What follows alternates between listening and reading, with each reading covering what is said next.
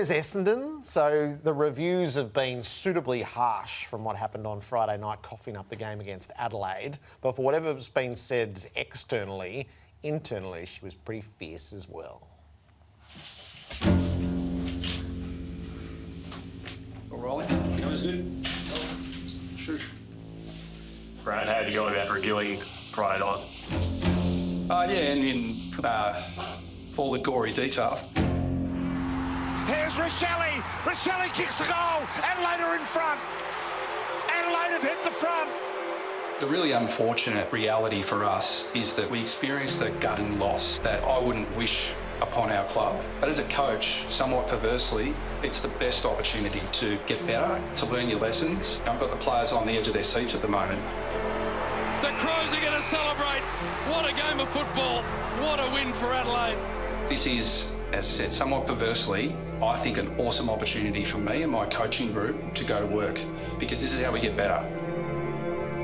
There was some gory detail for sure and certain. So what lessons do they learn from it, and how quickly can they implement it? Yeah, well, see, this is a coach, I think, again, trying to get triggers into his team. I mean, they've lost 5 of 7.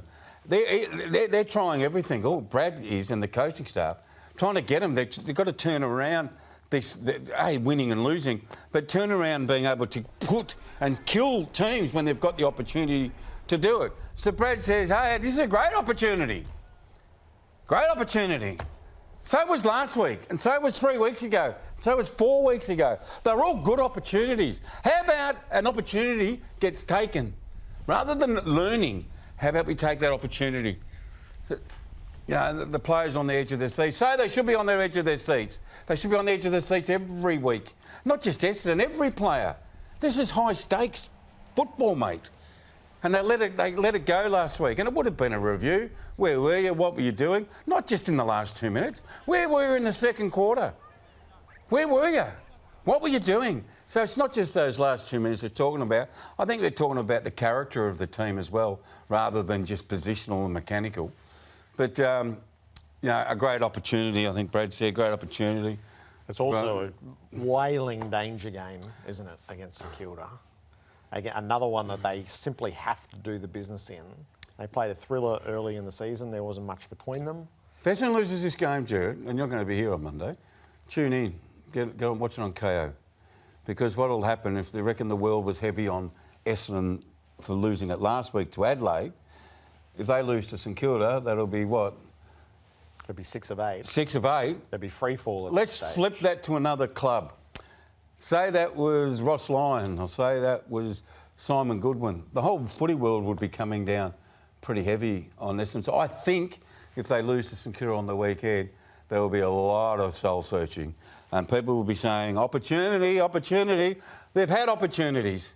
It's time to deliver. As Dennis Pagan would say, don't give us the labour pains, give us the bloody baby. Yep, correct what needs to be corrected and get back into the fights for top 4 or home finals.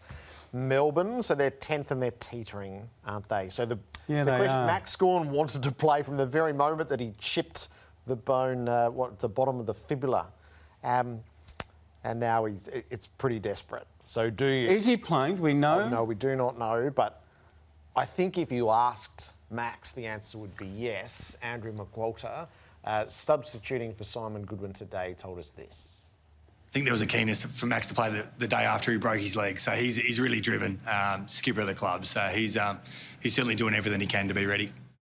Risk versus reward when you're sitting 10th and you've got the Giants at the G. God, it's one of those times of the year you think, well, if we don't play him, we lose, we're out of the finals.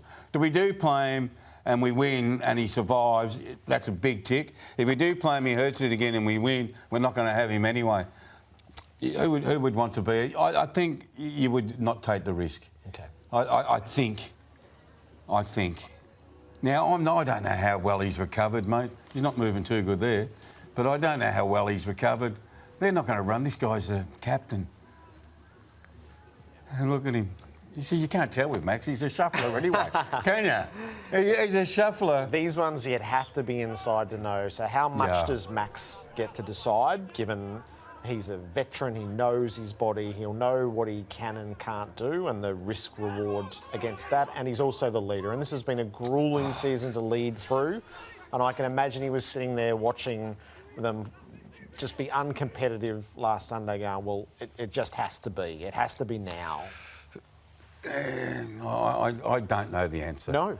I don't know. I look forward to the final. But you know it's going to be a big risk reward in there. Yeah, it is. But footy is risk reward at this time of the year. My sure thing of the weekend, which we'll get to later, involves Briggs from the Giants. I think he might have 80 hit-outs if Max Gawn doesn't play. Yeah. Because they haven't got a ruckman to go up against. Briggs is having 60 against recognised ruckman. If Max doesn't go in, what's Briggs going to be able to do without having Max? And that's going to be playing on their mind as well. Oh, it's a big selection dilemma. It really is. These are the big calls. All right, let's go deep as we head towards round 20. We're going to head inside the four walls and onto the watch list. First, Jack Riewoldt and Jordan Lewis on what occupies the minds, what dominates the planning at this time of year when there's 20 quarters left to qualify.